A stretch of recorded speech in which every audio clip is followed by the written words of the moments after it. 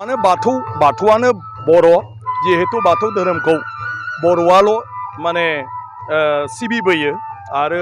बर'नि धोरोमखौनो बाथौ धोरोम होनदों जोंनि इसोर सिबिनायखौनो बाथौ धोरोम होनदों गतिके दिनै गोग्गानायनि बाथ्रा जे जोंहा बेवहाय हिरिम्बा बाथौ थानसालिया 50 बोसोर माने दिनै बेवहाय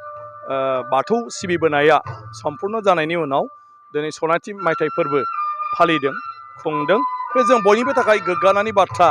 जे कन्टिनिउआस भाबै 50 बोसोर मोनसे थानसालियाव बाथौखौ माने सिबिबोनाया आरो बिनि जायफ्रा बानजायदों मानव गेदेर महेश्वर बर' आरो लोमस्राव दैमारि बिथांमोनाबो बेखौ जौगाखांहोनायनि बेलायाव बेखौ मोजाङै फोसाबनायनि बेलायाव बायदिसिना बिनि जेफोर न' बां लुनाय थानसालि लुनाय बेखौ मावबोदों बिथांमोना दिनैबो कन्टिनिउआसलि आइ आफा रायजो राजाजों नांस्थाबनानै खोब मोजाङै बे सनाथि मायथाइ फोरबोखौ खुंदों बिनि थाखाय बिथांमोनखौ आंबो साबायखर बावदों।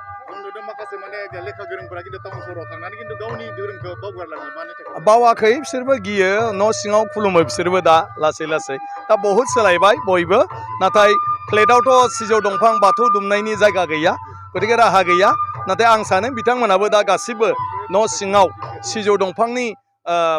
माबाखौ लानानैब्लाबो मा होनो फट'खौ लानानैब्लाबो बा फिसायै माबा मोनसे सिम्बल लानानैब्लाबो बिथांमोनाबो दा खुलुमो। ना दा बयबो जोङो फालिलांबाय थाब्लानो मालाया नुनानै बिसोरनो फोसावगोन जे बुहुमाव बेबायदि मोनसे हारि दं जाय हारिहा सानख'हायै सिगांनिफ्रायनो धोरोम फालिबोनायनि माखासे मा होनो बेबायदि बिदिन्थि दंबोयो हुदा दंबोयो आरो जायनि धोरोमनि सान्थौआ दिनैनि दिनावबो गोरोबो आरो जाय बिथांमोननि सान्थौ बे सान्थौआ अरायबो सैथो इउनिभार्सेल ट्रुथ